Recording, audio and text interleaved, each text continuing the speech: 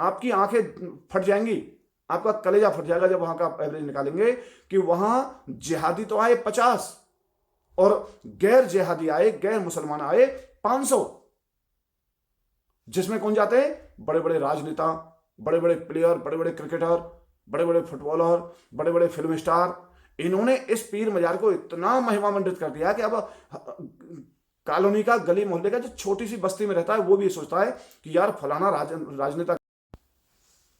भाइयों, हर हर महादेव। भाइयों, आज हम एक ऐसे विषय पर बात करने जा रहे हैं जो विषय धीरे धीरे लगभग सभी सनातनियों के घर तक अपनी पहुंच बनाता जा रहा है। वह है पीर मजार, सैयद और दरगाह।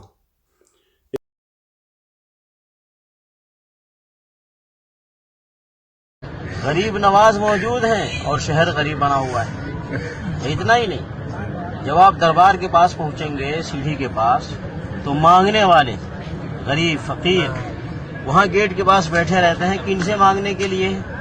जो लोग दरबार की ज़ियारत करने आ रहे हैं उनसे मांगने गरीब बैठे हैं। दरबार पे जाकर गरीब नवाज से नहीं मांगते, क्यों? ये समझते हैं कि ये गरीब नवाज नहीं देने वाले हैं, गरीब नवाज की ज़ियारत करने जो आ रहे हैं वही देने वाले। उसमें लगभग हर व्यक्ति कहीं ना कहीं फंसता जा रहा है। यदि आप बीते हुए समय का अध्ययन करें या आज से 50 साल पहले का समय देखें तो आपको बमुश्किल 50-60 किलोमीटर में कहीं कोई एक पीर मजार, सैयद या दरगाह मिलती होगी। समय धीरे धीरे बीतता गया, समय आगे बढ़ता गया और हम सनातनी काम धंधे में इस तरह व्यस्त हो गए, इस चकाचौंध में इस प्रकार से खो गए कि हमने इस पीर मजार सैयद की तरफ ध्यान नहीं दिया।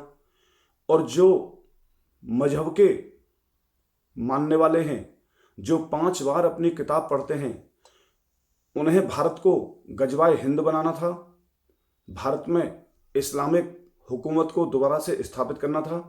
इसलिए उन्होंने इस चक्रव्यूह को धीरे धीरे फैलाना शुरू किया और यह फैलते फैलते आज हमारे समाज के लगभग गली मोहल्लों, गांव तक पहुंच चुका है। आप यदि अपने आसपास नजर दौड़ाएं तो आपको चारों तरफ बहुत मुश्किल से कहीं 10 किलोमीटर का इलाका मिलेगा, अन्यथा 2 से 5 किलोमीटर में आपको 1-2 पीर मजार, सैयद, गाजी, दरगाह कुछ ना कुछ मिल जाएंगे, निश्चित मिल जाएंगे। और इसका चक्रव्यूह इतना गहरा बना दिया है कि यह वहीं मिलेंगे जो यातायात के जो ट्रैफिक है,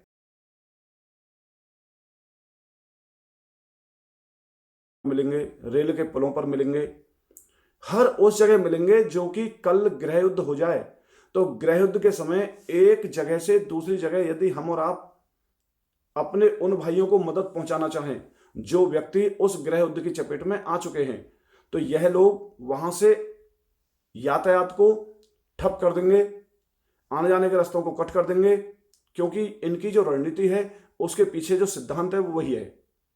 आप 1946 के आसपास का समय देखें कलकत्ता का, तो जब कलकत्ता के नोआखाली में जो ये घटनाएं घटी थी, जिसकी पुस्तक लिखी हुई है देश विभाजन का खूनी इतिहास, यदि आप उस पुस्तक को पढ़ेंगे तो पाएंगे बिल्कुल ऐसा ही, जैसा मैं बता रहा हूं, ऐसा ही पहले हो चुका है। आज इन्होंने कोई ऐसी जगह नहीं छोड़ी। रेलवे स्टेशन, आप दिल्ली जाएंगे तो दिल्ली के रेलवे स्टेशन पर मजार बना रखी है। इज्जत नगर बरेली का जो रेलवे स्टेशन है उसके ऊपर बना रखी है। और ये तो मैंने 2 गिनाए हैं, ऐसे अगर देश में हम इसका अध्ययन करने जाएं तो बहुत सारे हैं जो रेलवे स्टेशन पर बनी पड़ेंगी। रोडवेज बस स्टैंड पे आप देखें, आपका जो भट्टे हैं जहां ईंटें बनती हैं, आप हर भट्टे पे पाएंगे कि वहां कोई ना कोई पीर मजार बनी पाएगी। और उसके बनाने वाले कोई इस्लामिक जिहादी नहीं है, उसके बनाने वाले कहीं ना कहीं हम और आप हैं, क्योंकि हमारे दिलो दिमाग में पीर मजार की महिमा को इस प्रकार से महिमा मंडित कर दिया है कि आज हर हिंदू ये समझता है कि मेरी झोली, मेरे घर में खुशियां केवल इस पीर मजार पर चादर चढ़ाने से या इस पर प्रसाद चढ़ाने से, इस पर मत्था टेकने से आएंगी। और यही हम ये भूल कर जाते हैं। आज तक किसी भी पीर मजार से किसी की कोई झोली नहीं भरी है। आप बहुत बारीकी से देखें तो किसी पीर मजार पर जाना और उसको देखेंगे तो आपको ईंटों से बनी पाएगी और एक सफेद हरे कपड़े से ढकी हुई पाएगी। जो लाश उसमें दबी हुई है, और लाश भी हम नहीं कह सकते, हो सकता है उसमें कुत्ता दबा मरा पड़ा हो, कोई जानवर की लाश हो, कोई किसी समय का घोड़ा मर गया हो। आपने थोड़ी देखा है कि वो मजार किसकी है। ऐसे बहुत से दृष्टांत आते हैं। आप जब ट्विटर चलाएंगे, आप जब पुस्तकें पढ़ेंगे तो ऐसे बहुत से दृष्टांत मिलेंगे कि ये जो पीर मजार बनाते हैं ये अपने कुत्तों तक की बना देंगे, ये अपने जानवर की बना देंगे। किसी का चहेता कुत्ता था, कोई बकरी थी मर गई, उसकी वहां पे मजार बना दी, और हम हिंदू उसी मजार को किसी बाबा के नाम से जान जाएंगे, जैसे फखरुद्दीन बाबा की मजार, सलार गाजी की मजार, ऐसे उसको नाम दे देंगे और हम और आप वहां पर जाके मत्था टेकना शुरू कर देंगे। तो आप देखिए आपके आसपास लगभग पीर मजार बनती जा रही हैं। और मैं प्रैक्टिकली बात कर रहा हूं कि ये जो पीर मजार का जो चक्रव्यूह बढ़ता जा रहा है, इसके पीछे का जो थॉट है उसे समझने का प्रयास करो। आज से लगभग 8 या 10 महीने पहले के अंतराल का समय हो गया है। उस समय की बात है, एक पीएफआई नाम का संगठन उजागर हुआ है, जो सिम्मी का प्रारूप है, जो सिम्मी का ही दूसरा नाम है पीएफआई। पीएफआई जब बिहार से पकड़ा गया, राष्ट्रीय जांच एजेंसी एनआईए ने प्रतिबंधित इस्लामी संगठन popular front of India PFI के एक आतंकी अब्दुल सलीम को गिरफ्तार कर लिया है। सलीम के खिलाफ निजामाबाद पीएफआई मामले में आरोप पत्र दाखिल किया था। पीएफआई जब बिहार से पकड़ा गया तो उसके जो डॉजियार, जो उसके डॉक्यूमेंट पकड़े गए, उसने ये कहा कि हम 2047 तक भारत को पूर्ण इस्लामिक बना लेंगे, जो कि आपको टीवी न्यूज़ों पे मिल जाएगा। अब कैसे बना लेंगे? भारत में तो लोकतंत्र है, भारत में कोई राजतंत्र तो है नहीं। भाई राजतंत्र होता तो औरंगजेब से जैसा कोई पैदा होता, हम हिंदुओं को बहला फुसला के और हमारे ऊपर अपनी हुकूमत जमा लेता वो, क्योंकि युद्ध करके तो हम पे हुकूमत ला नहीं सकता वो, तो कहीं ना कहीं हमें बहला फुसलाएगा वो, हमें मूर्ख बनाएगा, हमारे जो ताकतवर हिंदू भाई हैं उनको अपने फेवर में कर लेगा। तो क्या करेगा कि अब लोकतंत्र है, अब लोकतंत्र में क्या करना पड़ेगा? सत्ता परिवर्तन। सत्ता परिवर्तन के लिए क्या चाहिए? वोट। वोट के लिए क्या करना पड़ेगा? वोट के लिए 2 काम करने पड़ेंगे। वोट के लिए क्या चाहिए? कोख और नोट। 2 चीज चाहिए, कोख चाहिए, नोट चाहिए। कोख किसकी चाहिए? बेटियों की। नोट किसका चाहिए? पैसा। कहां से आ रहा है? विदेशों से। तो उसमें पैसा की तो कमी नहीं रही। अब एक दूसरी बात आई, कोख। कोख चाहिए उसको, क्योंकि लोकतंत्र पर हुकूमत करनी है तो उसके लिए कोख चाहिए। कोख कहां से आएगी? अपनी बेटियों से। अब यदि वो अपनी ही बेटियों से बच्चे पैदा करके भारत को लोकतांत्रिक तरीके से हुकूमत में लेना चाहे तो असंभव, क्योंकि उसको बहुत समय लग जाएगा अपनी बेटियों से बच्चा पैदा करके और अपनी जनसंख्या बढ़ा के। तो उसने क्या किया? लव जिहाद का एक प्रारूप बना लिया और लव जिहाद को इस प्रकार से रच दिया कि लव जिहाद के माध्यम से लगभग हर हिंदू को अपने जाल में फंसाने की कोशिश कर रहा है। तो पीएफआई ने देखा कि हमें वोट चाहिए। वोट कहां से मिलेगी? लड़कियों से। लड़की कहां से आएंगी? गैर मुसलमानों से। अब गैर मुसलमानों की यदि कुंवारी लड़कियों को, अब 2 चाहिए, कुंवारी लड़की या शादीशुदा। अब कुंवारी लड़की अगर लेता है वो, मान लो आज 2024 मार्च चल रही है, अगर आज वो किसी हिंदू लड़की को अपने चंगुल में फंसा लेता है और वो लड़की कुंवारी है, तो निश्चित है कि उससे जो बच्चा होगा, बच्चे को वोट डालने में कितना समय लगेगा? आज शादी हुई तो 2025 के मार्च में के आसपास या जनवरी मार्च में उसके बच्चा होगा और उसको 18 साल बाद में वोट डालने का अधिकार मिलेगा। तो क्या हो गया? 2025 18 2043।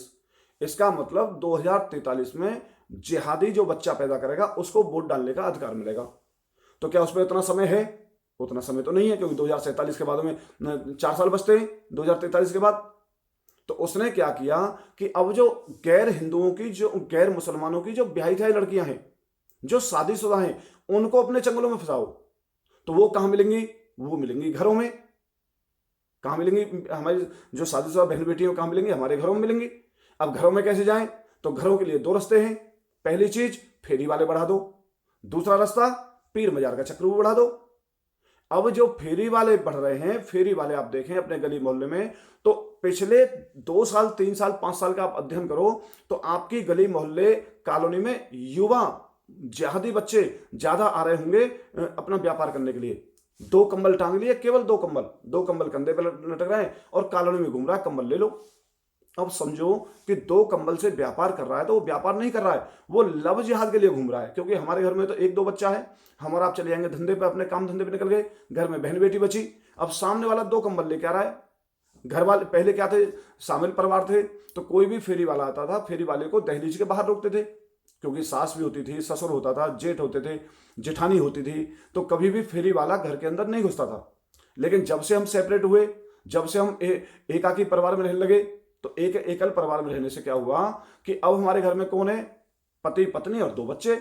पति चला गया ड्यूटी पे, बच्चे चले गए स्कूल में, तो पत्नी अकेली बची। अब कोई फेरी वाला आ जाए, फेरी वाले ने 4 कंबल कंधे पर टांग रखे हैं और आवाज ला रहा है कंबल ले लो, तो क्या करेगी हमारी बहन बेटी, उसको अपने पर घर में बुला लेगी।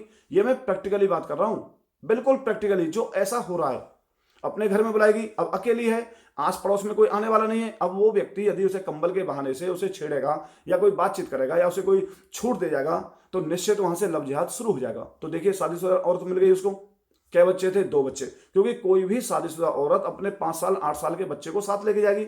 अब यदि उसने हमारी हिंदू औरत को, शादीशुदा को फंसाया है और उसमें 2 बच्चे हैं, तो उसको ऑलरेडी 5 साल या 7 साल के बच्चे थे, तो उसके 7-5 साल बच गए, तो उसकी जनसंख्या बढ़ गई, तो जाते ही इस्लाम में बदल देगा। और ऐसा ही हो रहा है। तो वोट तंत्र के लिए क्या किया, एक तो किया लव जिहाद, दूसरा तरीका, दूसरा हो गया पीर मजार। अब शादीशुदा बहन बेटी कहां मिलेंगी, या तो घरों में मिलेंगी। अब घरों से कैसे निकलें, घरों से 2 तरीके से निकलेंगी। एक तो फेरी वाला निकाल सकता है, अब फेरी वाला जो जाता है वो ही पीर मजार की महिमा मंडित करता है। या हमारी कुछ ऐसी माता बहन जो किसी मुस्लिम औरत से मिली हुई हैं, और मुस्लिम औरत ने हमारी हिंदू बहन बेटी के दिमाग में पीर मजार की महिमा घुसा दी है, तो हमारी पड़ोसन जो हिंदू होगी वो हमारे परिवार की औरतों से कहेगी कि बहन फलाना पीर मजार है, मैं उसके पास गई थी, उसने मेरी मन्नत पूरी कर दी, मुझे बच्चा नहीं हो रहा था, 12 साल हो गए और उसने मेरी मन्नत पूरी कर दी। यही बात हमारी औरतों को, हमारी बहन बेटियों को बात भा जाएगी।